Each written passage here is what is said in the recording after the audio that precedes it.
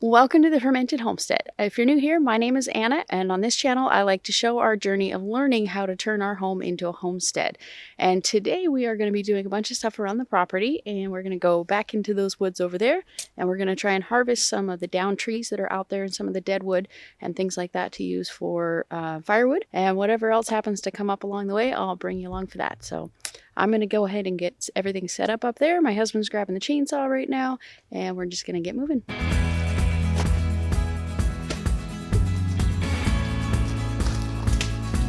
Back here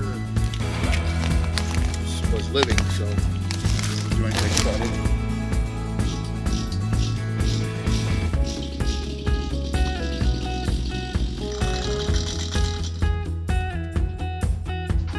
So we had a little bit of a hiccup earlier and flooded the engine on the chainsaw.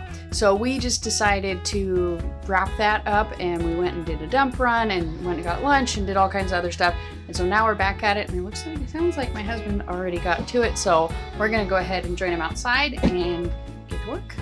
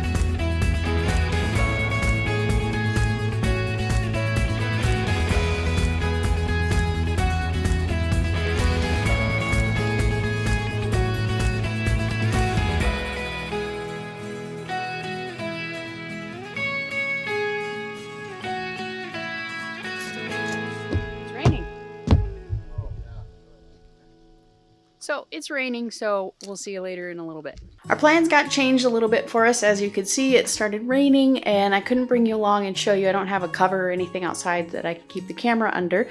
So we did end up finishing up cutting up all of the wood out there, and well, mostly Robert cut it up, I just helped. And then I finished and moved all of the wood that we had out there and got most of it all stacked up on pallets to get it off the ground. But right now what we're working on is some beef jerky, and I got a huge mess that I got to clean up when I tried to open up these roasts. So I'm just gonna get this cleaned up. We're gonna chop all these up and get them marinating, and then I'm gonna bring you along and show you what I have planned for dinner tonight.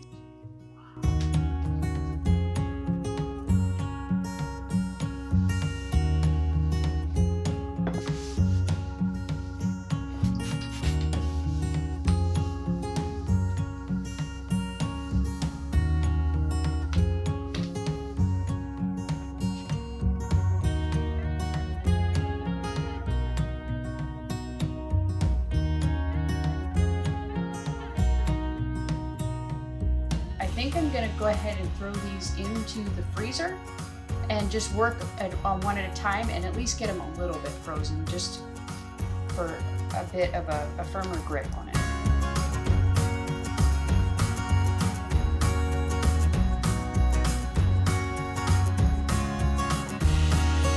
All right, so I had to take a break from the beef jerky and let it freeze a bit. So I'm gonna go ahead and get started on dinner. It's already 7:40 anyway, so I should have already had dinner done by now, but it's just for myself. My husband ate earlier, and so I'm just gonna go ahead and get some dinner started. And I'm gonna show you kind of what I like to do with ground beef. I do this pretty often, and it's all just kind of random. It always tastes different, but in the end I just spice it to the point that it tastes good and I enjoy it, and that's about all there is to it. So I'm just gonna kind of show you my method and how I like to cook this kind of stuff. So what I have first is just 2 pounds of ground beef. Turn the heat up to like a medium-high-ish. And another reason that I like to cook this way and add all these spices is, one, it just tastes delicious. And two, it's a way for me to hide liver in my food. I am a firm believer in all the benefits of consuming liver, but I detest the taste and the smell of it. It's horrible. And I wish I liked it more, but I don't. So oftentimes I usually do one of these packages, which is about 100 grams, give or take. So, you know, like a quarter of a pound, and to a pound of ground beef. But I could only find one of them in my freezer and didn't feel like digging for more. So it's gonna be a little bit light on the liver. And this is enough for several meals for myself. And so I just like to batch cook, and this is just works out pretty well for me and with my busy life. Before I add the liver in, I like to kind of get the ground beef going. I find that if I add the liver in too soon, it seems to cook quicker than the ground beef, so there'll be lots of little chunks of liver in it.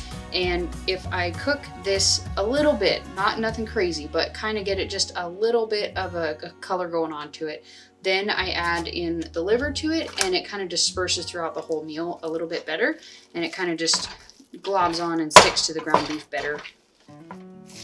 The liver just has so many different vitamins, you know, all the fat soluble vitamins, the A and D and E and K, and so many different everything. It's like a superfood. It's amazing, and all of it's in perfect ratio to assimilate perfectly. I'd say probably at least once a week.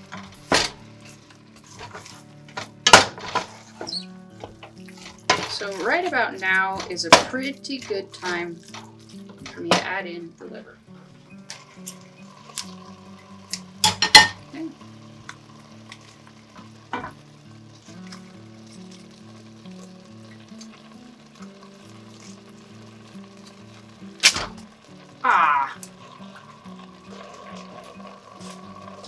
Okay, so then I just stir it up and try and get it mixed up as best as I can. I add it at that time where it's still kind of red, but it's got some color to it. It just, for me, seems to mix up and disperse in the ground beef the best. So at this point, it probably might taste just a little bit like liver, and it definitely smells a bit like liver. So that's why I like to add all of the spices to it, and then I can't even tell. And I have no idea how I measure this. One of these days I'm gonna have to actually measure it, but for now we're just gonna bring it in really close so you can kind of get a gist of what I'm doing.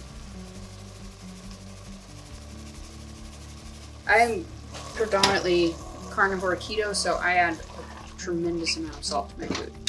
You don't need to add that much. Or pepper, good amount.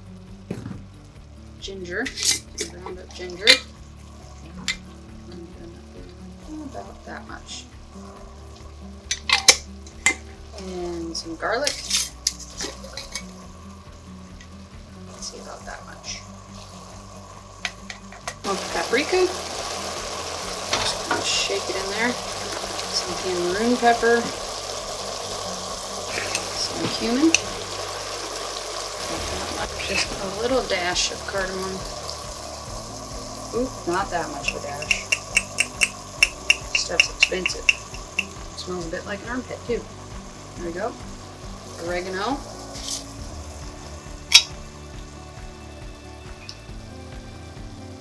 Much. I'm very heavily influenced in the way that I cook for digestive health, and so I use a lot of herbs and things that are, I can't remember the exact term, but they kind of encourage digestion. Turmeric, I really like turmeric. Garam masala. I really like a lot of spices in my food, and a lot of heat, and just a lot of flavor. And I tend to like a lot of things that are kind of Latin and Indian spices, typically, because they're delicious. What else do I have up here? Some coriander.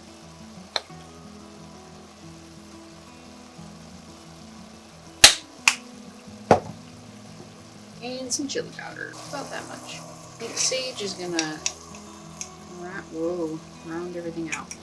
Not about that much. So now pretty much all the beef is cooked in there. And now it's just a matter of cooking it a little more, getting it a little browner, and getting the spices just right, and then letting them kind of simmer in there. And with this, if you're doing this, I'm kind of doing a bit more carnivore than you might want to do. And so you could totally grill this up with caramelize some onions ahead of time, and that would totally add to the flavor. Maybe like, I don't know, tablespoon and a half. At about medium now. Or a little below medium. And we're gonna do our first taste test here. Pretty mild. I'm gonna go ahead and add some beef broth to it. You need to add some kind of an acid to it, otherwise it just doesn't taste quite right, I've found. And lemon juice, I've come to believe, is the best flavor for that. Lime juice is a close second. I don't have either of those, so I'm going to add a little bit of apple cider vinegar. And I don't know what it does to it, but you just add a little bit of acid to any kind of a stir fry or anything like that, and it just somehow amplifies the flavor like crazy. So I'm just going to add a splash of apple cider vinegar. I'm telling you, it sounds weird, but it works.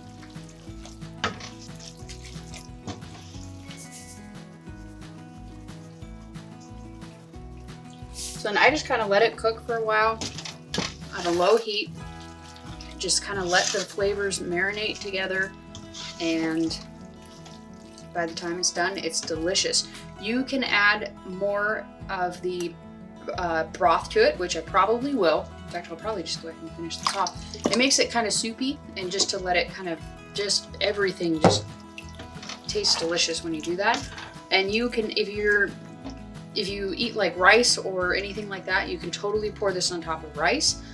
And like I said, you can add the tomato juice to it, or tomato sauce, sorry. And that just gives it an even better flavor. I'm just not going to do that today. And that's why I added the broth to it, to give it a little bit of a liquidiness to it. You can add this over rice. You can, if you're doing low carb, you can totally add this over just some sauteed like zoodles or cabbage or anything like that. You just kind of stir fry it. You just kind of fry it up a little bit in a pan with some butter and salt and pepper. It's delicious. And you just add that on top of that and kind of pretend you're having rice or pasta. We're just gonna let this cook down for a little while and reevaluate the flavor in a little bit.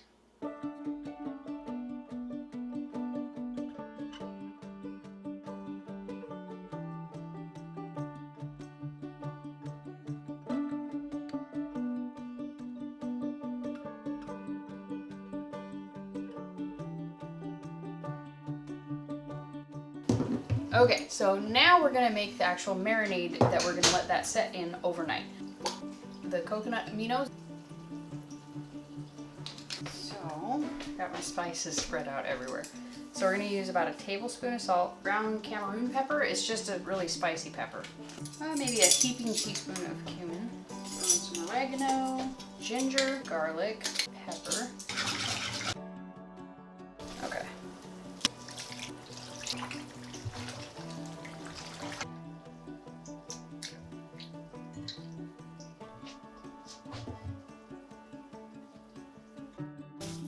So this has been cooking for quite a while. I had to finish up the beef jerky. So I don't normally let it cook for anywhere even close to that long, but give us another taste test, shall we? I feel like it needs something else.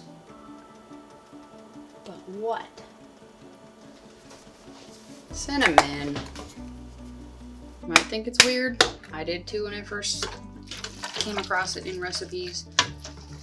But it works. It's got a little kick to it, adds just a little bit of a different flavor to it. Oh yeah, that's it. It's complete. Dinner is all done. It's about 8:49. not about 8:49, it is 8:49. I have a bunch of stuff I got to take care of tonight. I need to put these spices away. I got to make some kefir, and I got to eat dinner, get some videos edited, and just a bunch of random stuff I have to get taken care of. So I'm gonna have to let you guys go for tonight, and thank you for watching. I hope you enjoyed this video.